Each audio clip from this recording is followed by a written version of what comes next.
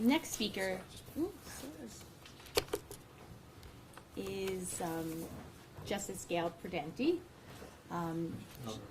Justice Prudenti, on September 1st, 2015, the Honorable Gail Prudenti was named Executive Director of the Center for Children, Families, and the Law at the School of Law at Hofstra University, where she also serves as Senior Associate Dean for Operations. Prior to her current position at Hofstra, Judge Prudenti distinguished herself as a well-respected jurist and hands-on administrator throughout a judicial career that lasted more than 2 decades. Most recently, she served as Chief Administrative Judge of the Courts of New York State, having been appointed by Chief Judge Jonathan Lippman on December 1st, 2011. Prior to her appointment as Chief Administrative Judge, she served as an Associate Justice and then Presiding Justice of the Appellate Division's 2nd Judicial Department. Prior to her ascension to the Appellate Division, she was the Administrative Judge and Surrogate of Suffolk County. She earned her law degree from the University of Aberdeen in Scotland, which also awarded her an honorary doctorate of laws in 2004 and an honorary appointment as professor in the School of Law. She graduated from Marymount College of Fordham University with honors. And on a personal note, many years ago when I was in college, more years than I'd like to admit, I was fortunate enough to intern for Judge Prudenti when she was a surrogate in Suffolk County. And as an Italian-American young woman who was thinking about going to law school, wasn't sure, it was really inspiring to see Judge Prudenti as a force in the courtroom. And as a young Italian-American woman, you didn't often see that. So it was a real inspiration to see her in the courtroom. And also, it has been inspiring to see her numerous accomplishments throughout the years and see her rise through the New York court system, especially as Chief Administrative Judge for the state of New York, which it's probably the toughest job, one of the toughest jobs in the state, taking control of such a busy court system. So it's my privilege and honor to introduce Honorable Gail Prudenti. Thank you so much. Sure, that's great. I appreciate that. Thank you. And thank you for that absolutely fabulous introduction. I think I'm going to take you with me on the road. What I can honestly say today when I stand before you is that I'm glad the first person who spoke was a political scientist, because now you are going to get a very, very different view. And it's somewhat of a view of the bench. It's somewhat of a young woman who grew up in Suffolk County, in Blue Point at the other end of Nichols Road. And it's someone who had a European mother. My father was in the Army and met my mother as the last of the occupation troops in Germany after World War II. And so my father's Italian-American, my mother's German, coming from Bavaria.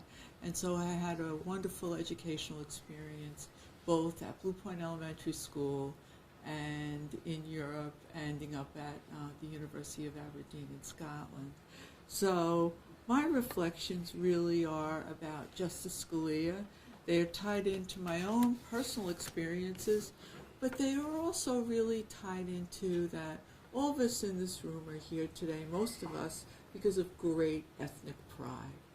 But today I'd like to just talk about why the importance and the reflections about Justice Scalia should be more about, while ethnic pride is something that each and every one of us lives with every day, that there's such a great value to judicial diversity. And I would like you to consider that when you hear me talk about a justice that I held in the highest regard and had the privilege to meet, unfortunately, on only one occasion. You know, having said that I grew up in Blue Point and that I I went to Blue Point Elementary School. I knew that I was going to be a lawyer since I was 5 years old. And some people will say, well, how could you possibly know that you were going to be an attorney at 5 years old? Well, I had both a mother and a father that encouraged me from a young age, both in very different ways, that I could accomplish anything that I wanted to accomplish with hard work. But what really the focus of the start of my career in the law was that I had occasion. My father built houses. That's what he did for a living. He was a general contractor. And he built houses on the east end of Long Island. And as years went on, he met with great success. But early on, when I was 3, 4, and 5 years old, those were the early years. And I remember he worked 7 days a week. And in order to see him, you had to go to work with him. So I remember going to work with him, and on this day he had a closing at the Sag Harbor Savings Bank. I'll never forget it as long as I live. And we sat around a table, and at that table it became really clear to a precocious 5-year-old that the only person who was not represented by counsel at that table was my father. And I remember sitting next to him, and he was doing his own figures, and I remember sitting next to him trying to get his attention and pulling at his sleeve. And finally he said, as he often affectionately referred to me as sis, yes, sis, what is it? And I just looked at him and I said, Dad, I'm going to be your lawyer someday. And he just looked at me with the broadest smile, and I have to tell you, I remember that same broad smile the day I was admitted to the practice of law at 45 Monroe Place. Well, let's talk about Justice Scalia, but it's what brings me here today. My family history is what brings me here today. Justice Scalia's appointment to the United States Supreme Court in 1986 was a great source of inspiration for me, and really other members of, I know, the Italian-American community, but especially the Italian-American legal community. Justice Scalia's ascension to the highest court transcends, and I really believe this, it transcends our own ethnic pride, but it does highlight the importance of diversity and inclusiveness in our public institutions. I believe we've come a long way. I believe there's much more progress to be made. To me, and I remember the discussion around, our dinner table, Justice Scalia's nomination was a watershed moment. Although I felt I didn't face discrimination or professional and educational barriers, looking back now, I know I did, okay? But my ancestors were so much more hindered than I was. I was really acutely aware at the time I was a young lawyer, only admitted to practice for 6 years, that never before in the history of the United States Supreme Court had a person from my own ethnic background and heritage serve on what to me was the American citadel of justice. In the mid-1980s, there were still, and I believe there are some today, tiresome stereotypes of Italian Americans. Italians as mobsters, it was maybe more prevalent then, but it's still there. There were ethnic slurs that were heard each and every day. And I can tell you, unfortunately, having worked in courtrooms for more than 27 years, they still exist today. And they continue to haunt immigrants from every walk of life to this very day. And it is very persistent. I know of another great judge, and I talk about him because he had great success, and we all have a common bond, Judge Scalia and Judge Rompallo and myself. Judge Rompallo was another great judge of Italian descent who made his way to the highest court in the state of New York, the New York State Court of Appeals. And I am very proud to be standing before you, having been found qualified for the New York State Court of Appeals on 2 occasions. As my father used to like to tell me, if there was any disappointment in any job I didn't get, although I've got many, is that just wasn't your turn, you know, and that's how I look at it. But the qualification, believe it or not, means more to me than the appointment. This Judge Rompalo, more than a century before Judge Scalia, his appointment, had a remarkable story that ended up with him being on the New York State Court of Appeals. And I learned about this many more years later when the Colombian lawyers honored me with one of their most prestigious awards, the Rompalo Award. Prior recipients of this award included Justice Scalia, Governors Mario Cuomo and George Pataki, Westchester County District Attorney Janet DiFiore, who I hold in high regard and who just became the first Italian-American chief judge in our state's history. And I found out that Judge Rompalo, too, was a humble man lacking in education, because at the time you could become a lawyer by having a clerkship. And that's what he did. And he was trained in the classics by his father, who through extraordinary efforts, and I cannot believe he was able to do this, having looked back on my own career. Judge Rompalo earned the position on the greatest, what I believe is the greatest common law court in our country. His life and experience and wisdom were gleaned from very, very meager beginnings, like so many of us, as well as his Italian heritage, which brought a very unique perspective to the Court of Appeals. However unfortunate, I thought in my early career that the Italian-American experience had never been expressed firsthand in the United States Supreme Court's conference room.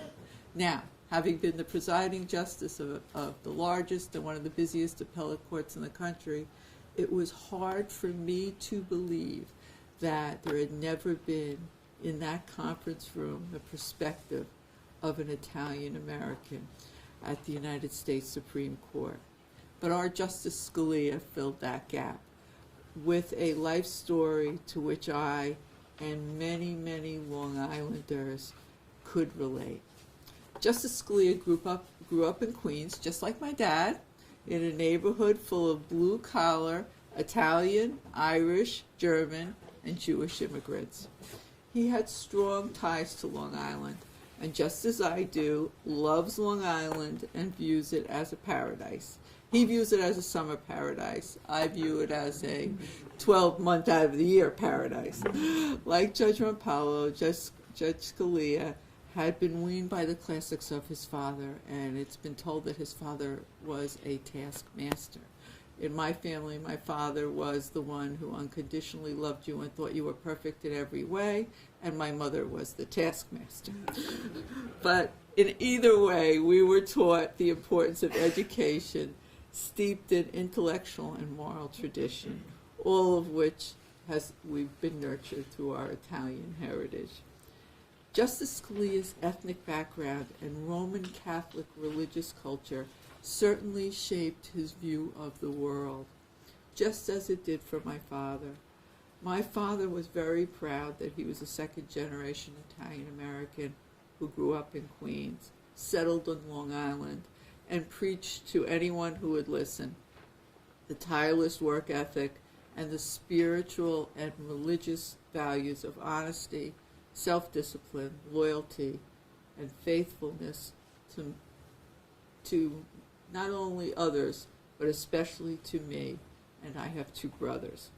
Aside from political or ideological reasons, my father was very heartened by how Judge Scalia rose to the Supreme Court and occupied the highest government position ever held by an Italian-American in this country of Italian heritage.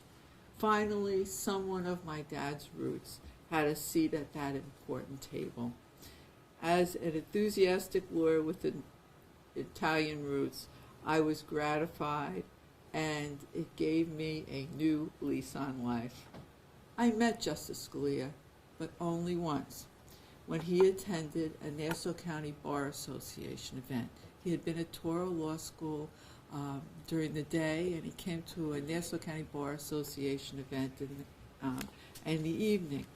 And as both judges, I thought, oh, he's going to want to speak to me about the law or jurisprudence or some sort of, subject that would be our natural subject of common interest. But we never discussed the law. I was with another group of Italian-American lawyers, and he took time for us. And rather, what he did mention was a bit about background. He asked each of us where our families came from. It felt like you were being interrogated. He wanted to know about my father. He wanted to know about my ancestors, where they lived in Italy. And it was clear to me that we shared principles and we were brought up in very, very similar ways. And it really did spring from our mutual Italian heritage. He spoke of the love of opera, the fondness of Italian cuisine, and he told me he really liked good Italian wine. I found him warm, charming, sincere, funny, and intensely proud of his heritage and the role in making him the man and the judge that he was. I am sure Justice Scalia's ethnic background, his experiences as a little boy growing up in the melting pot of Queens, and the values he embraced decades before he ever became a lawyer or a judge, brought a unique and important perspective to the Supreme Court conference room. And I can tell you, it is not only appropriate, it is vital. During my career as a judge and presiding justice of the appellate division, the importance of diversity, especially on an appellate court, became very, very clear to me. Although one can argue that the law is the law, regardless of a judge's racial or ethnic background or gender, I cannot count the number of times, and I was at the appellate division for almost 11 years, 10 years as its presiding justice. And I cannot tell you, and our court was a very diverse one, because the Second Judicial Department covers 10 counties. In some ways it's rural, in some ways it's suburban, in some ways it's urban. And the judges on that court each had a unique perspective. And on a particular issue where a judge would have a different background, we would never know what someone would bring to our attention that would give us that pause, that second thought. The diversity added immeasurably to our discussions and helped shape what I believe at the time, when my friends finally refer to it as the Prudenti Court, focused on thinking and resulted in decisions that were much more balanced. I will leave for others at another time, and I'm sure they're here today, and just as we heard the professor, to debate the relative merits of Justice Scalia's opinions and his dissents. Some I agree with, some I did not. But I am forever grateful that at long last, the voice of an Italian American was heard. And with Justice Scalia, it was heard loud and clear. Atticus Finch, the protagonist of, as we all know, To Kill a Mockingbird, and one of many lawyers' favorite literary characters, remarked, "You never really understand a person until you consider things from their point of view, until you climb into the skin and walk around in it." Because of Justice Scalia, the Supreme Court was able to climb into the skin of the Italian-American experience. Thank you.